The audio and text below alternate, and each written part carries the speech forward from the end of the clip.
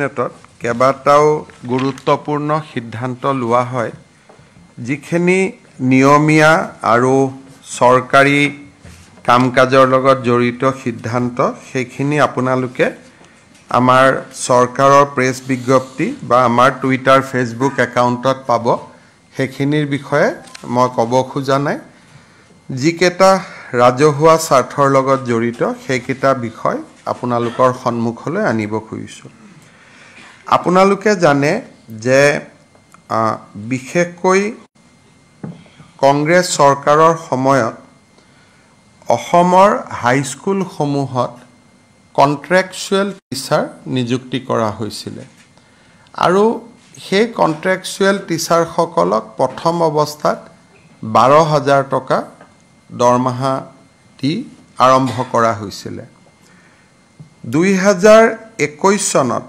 আমাৰ চৰকাৰে এটা সিদ্ধান্ত লৈ তেখেতসকলক আমি 60 বছৰলৈকে তেওঁলোকৰ চাকৰিৰ যিটো সময়সীমা অৱসৰ 60 বছৰলৈকে বঢ়ুৱাইছিল আৰু নিয়াৰ ৰেগুলাৰাইজেশ্যন আমি ৰেগুলাৰাইজেশ্যন নকৰি নিয়াৰ ৰেগুলাৰাইজেশ্যন বুলি এটা শব্দ ব্যৱহাৰ কৰিছিল আৰু তেওঁলোকক অলমোস্ট ৰেগুলাৰ শিক্ষকৰ সমান আমি দৰমহা দিয়া আমি আৰম্ভ কৰিছিল আজি কেবিনেটে তেনেকুৱা ধৰণৰ 4669 জন শিক্ষকে যাতে নিয়মীয়া শিক্ষকৰ মৰ্যাদা পাব পাৰে তেনেকে আমি সৰ্বশিক্ষা অভিযানত যি ধৰণে আমি ৰেগুলাৰাইজ কৰিছিল তেনেকুৱা পাথৱে এটা আজি আমি মুকলি কৰি দিছো অৰ্থাৎ শিক্ষা বিভাগে অহা 10 দিনৰ ভিতৰত বিজ্ঞাপন উলিয়াব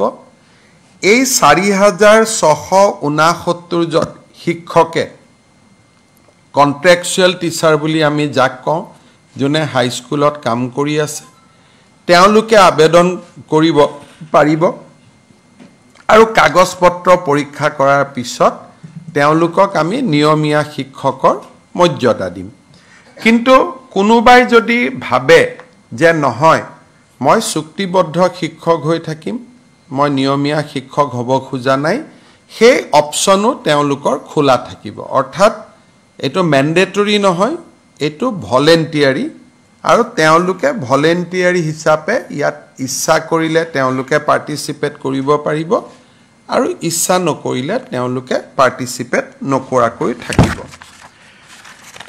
এই মাহৰ 19 তাৰিখে আমি চৰকাৰৰ দুটা ফ্ল্যাগশিপ স্কিম আৰম্ভ কৰিম অসমৰ 126টা সমষ্টিতে একোটা অনুষ্ঠান হ'ব আৰু গুৱাহাটীত ৰাজ্য চৰকাৰে সাংবাদিক মেলৰ জৰিয়তে এই আঁচনি দুখন মুকলি কৰিব প্ৰথম হল 12,60,000 অৰুণোদয়ত নতুন হিতাধিকাৰী অৰ্থাৎ প্ৰতিটো সমষ্টিটোৰ আয়তন হিচাপত কৰবাত 500 বেছি কৰবাত 500 কম অলমোস্ট 10,000 কৰি আমি নতুন হিতাধিকাৰী সংলগ্ন কৰিম আৰু পুৰণি হিতাধিকাৰী সকলৰো তেওঁলোকে যি পাই আছে সুবিধা তাত এটা নতুনকৈ ৰিভিউ বা সমীক্ষা হ'ব এই গোটেই কাৰ্যসূচীটো আমি 19 সেপ্টেম্বৰত আৰম্ভ কৰিম আৰু আমি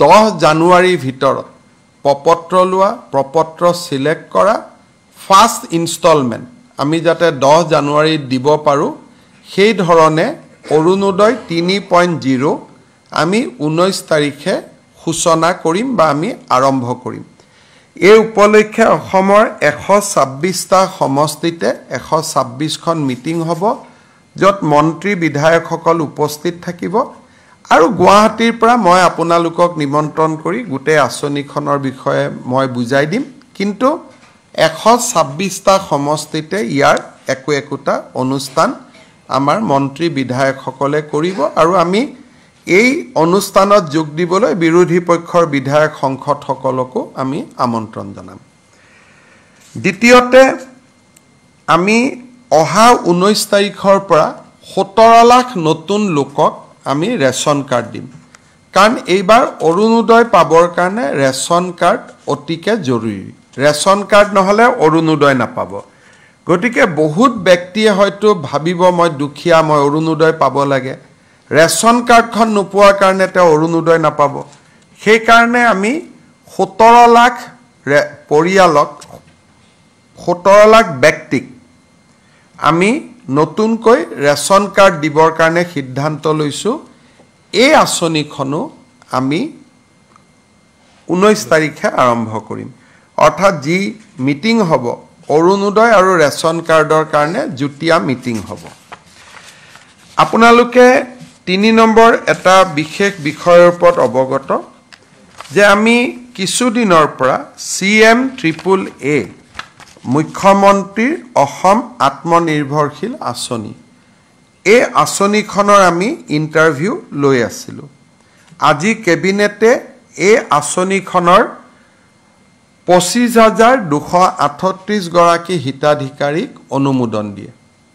এই 25,278 হিতাধিকাৰীয়ে চৰকাৰৰ পৰা 2 লাখ টকাকৈ পাব, 1 লাখ ঘূৰাই দিব নালাগে। 1 লাখ 5 বছৰত পিছত এটা ইকুৱেল ইনষ্টলমেণ্টত তেওঁলোকে ঘূৰাই দিব লাগিব। 5 বছৰ 2 লাখ টকা ঘূৰাই দিব নালাগে, 5 বছৰ পিছত 1 লাখ ঘূৰাই দিব নালাগে, আৰু বাকী 1 লাখ যি ঘূৰাই দিব থাকিব সেয়াও সৰু সৰু ইনষ্টলমেণ্টত পিছৰ 5 বছৰ অৰ্থাৎ 10 ইয়াৰ্ছৰ ভিতৰত 5 ইয়াৰ্ছ হলিডে, 5 ইয়াৰ্ছৰ পিছত তেওঁলোকে সৰু সৰু ইনষ্টলমেণ্টত পিছৰ 5টা বছৰত আমাক টকাটো ঘূৰাই দিব, 1 লাখ ঘূৰাই দিব, তাৰো সুদ দিব নালাগে। 1 লাখ ৰাজ সাহায্য, 1 লাখ ঋণ, আৰু ঋণো উভতাই দিব লাগিব উইদাউট সুদ, সুদবিহীন ঋণ। এই আঁচনিখনত আমি আজি কেবিনেটে 25,238 বেনিফিচিয়াৰীক আমি অনুমোদন দিছোঁ। 3 নৱেম্বৰত এই আঁচনিখনৰ ধন আমি গুৱাহাটীত কেন্দ্ৰীয় অনুষ্ঠান এটাৰ জৰিয়তে আনুষ্ঠানিকভাৱে বিতৰণ কৰিম। 3 নৱেম্বৰলৈকে অহা সপ্তাহৰ পিছৰ পৰা এই হিতাধিকাৰীসকলক প্ৰত্যেকটো জিলা হেডকোৱাৰ্টাৰত 3 দিনকৈ এটা প্ৰাৰম্ভিক প্ৰশিক্ষণো দিয়া হ'ব। অৰ্থাৎ অক্টোবৰ মাহত প্ৰশিক্ষণ চলিব আৰু 3 নৱেম্বৰত এই হিতাধিকাৰীসকলে চৰকাৰৰ পৰা এই পুঁজি লাভ কৰিব।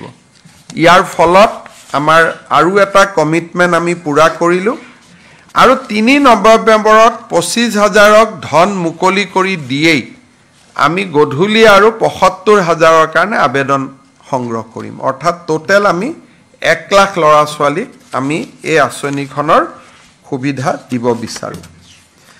আজি আমাৰ কেবিনেটে কোকৰাঝাৰত এটা ষ্টেডিয়াম নিৰ্মাণৰ বাবে 107 কোটি টকা অনুমোদন দিয়ে। গুৱাহাটীৰ ডাউনটাউন হস্পিটালৰ সন্মুখত নতুনকৈ এখন ফ্লাইঅভাৰ নিৰ্মাণৰ বাবে 111 কোটি টকাৰ অনুমোদন দিয়ে আৰু গুৱাহাটী চিৰিয়াখানাক নতুন ৰূপত সজাই পৰাই তুলিবৰ বাবে 362 কোটি টকা 2টা ইনষ্টলমেণ্টত অনুমোদন দিয়ে। অৰ্থাৎ প্ৰথম 50% কাম হ'ব, তাৰ পিছত 50%, তাৰমানে প্ৰথম অৱস্থাত প্ৰায় 170 কোটি টকাৰ কাম হ'ব, তাৰ পিছত 170 কোটি টকাৰ কাম হ'ব, কিন্তু টোটেল প্ৰজেক্টটো 362 crores আৰু গোটেই চিৰিয়াখানাখন এটা চিৰিয়াখানা কাম টুৰিজিম এট্ৰেকশ্যনলৈকে কনভাৰ্ট হ'ব। আমি আপোনালোকক পিছত প্ৰেজেণ্টেশ্যনটো ভাল কৰি আমি দেখুৱাম। ইয়াৰ লগত আজি আমাৰ কেবিনেটে এটা খুব ডাঙৰ আঁচনিক মঞ্জুৰি কৰে। সেইটো হৈছে দছাল বুলি এটা কোম্পেনী আছে, যিটো কোম্পেনীয়ে ৰাফেল বিমানবিলাকক চোৱা চিতা কৰে, যিটো কোম্পেনীয়ে 3D প্ৰিণ্টিঙৰ পৰা আৰম্ভ কৰি সমূহ নিউ জেনেৰেশ্যন টেকনলজিৰ ওপৰত কাম কৰে। তেওঁলোকে অসমত এটা aerospace and defence, automotive electronic vehicle ইণ্ডাষ্ট্ৰিজৰ এটা ট্ৰেইনিং হাব ইয়াত বনাব খোজে, যাৰ জৰিয়তে অসমৰ যুৱ শক্তিক aviation industry, defence industry, aerospace industry, automotive আৰু ইলেক্ট্ৰিকেল ভেহিকেল ইঞ্জিনিয়াৰিঙলৈকে আমি আকৰ্ষণ কৰিব পাৰিম। এই গোটেই প্ৰজেক্টটোৰ বাবে ডছালে আমাৰ অসমত 200 কোটি টকা বিনিয়োগ কৰিব আৰু ৰাজ্য চৰকাৰে 40 কোটি টকা বিনিয়োগ কৰিব। আগতে এনেকুৱা এটা প্ৰকল্প আমি টাটাৰ লগত কৰি আছিলোঁ, অসমৰ পলিটেকনিকবিলাকত এই আঁচনিটো চলি আছিলে। এতিয়া আমি ছেকেণ্ড হিচাপে চেণ্টাৰ অফ এক্সেলেঞ্চ এটা আমি গুৱাহাটী ইঞ্জিনিয়াৰিং কলেজত নিৰ্মাণ কৰিম। গুৱাহাটী ইঞ্জিনিয়াৰিং কলেজত হাব হ'ব আৰু অসমৰ 50খন কলেজক এই হাবৰ পৰা স্পোক মডেলত আমি ট্ৰেইনিং দিব পাৰিম। অৰ্থাৎ গোটেই আঁচনিখনত আসাম ইঞ্জিনিয়াৰিং কলেজ আৰু 50খন কলেজ এই আঁচনিটোৰ অধীনত আহিব। 240 কোটি টকা ব্যয় হ'ব, 40 কোটি টকা ৰাজ্য চৰকাৰে ব্যয় কৰিব, 200 কোটি টকা ডছালে ব্যয় কৰিব। আৰু এই ডছাল ছিষ্টেমে আপোনালোকে গুগল কৰিলে গম পাব, ৱৰ্ল্ডৰ এটা লিডিং টেকনলজি অৰ্গেনাইজেশ্যন। তেওঁলোকক মই আগতেই কোৱাৰ দৰে গোটেই অট'মেটিভ, AI, ডিফেন্স, এৰোস্পেচ, ইয়াৰ গোটেই ডিজিটেল টেকনলজিৰ ওপৰত তেওঁলোকে বহুত ডাঙৰ কাম কৰে। ৰবটিক্স, AI তাৰ ওপৰত বহুত ডাঙৰ কাম কৰে। তেওঁলোকে 200 কোটি টকা এতিয়া নিজে বিনিয়োগ কৰিব অসমত এনেকুৱা ধৰণৰ এটা ছেটআপ কৰাৰ কাৰণে। আজি আমাৰ ৰাজ্য চৰকাৰৰ কেবিনেটে যোৱা কিছুদিনত আমাৰ ষ্টক ট্ৰেডিঙৰ নামত যিটো ফ্ৰডুলেণ্ট ট্ৰেঞ্জেকশ্যন হৈছে আৰু বিভিন্ন মানুহৰ টকা পইচা অনৈতিকভাৱে ডিপজিটৰ নামত লৈ তেওঁলোকে নিজৰ ব্যক্তিগত স্বাৰ্থত ব্যৱহাৰ কৰিছে, তেনেকুৱা 32টা গোচৰ CBIক দিবৰ কাৰণে সিদ্ধান্ত গ্ৰহণ কৰিছে। আৰু এই গোটেই 32টা গোচৰ CBIয়ে তদন্ত কৰিব। মোৰ যোৱা দিল্লী ভ্ৰমণৰ সময়ছোৱাত ভাৰতৰ গৃহমন্ত্ৰী ডাঙৰীয়াৰ লগত মই আলোচনা কৰিছিলোঁ আৰু তেখেতেও CBIক এই গোচৰ দিয়াত সন্মতি প্ৰকাশ কৰিছিলে।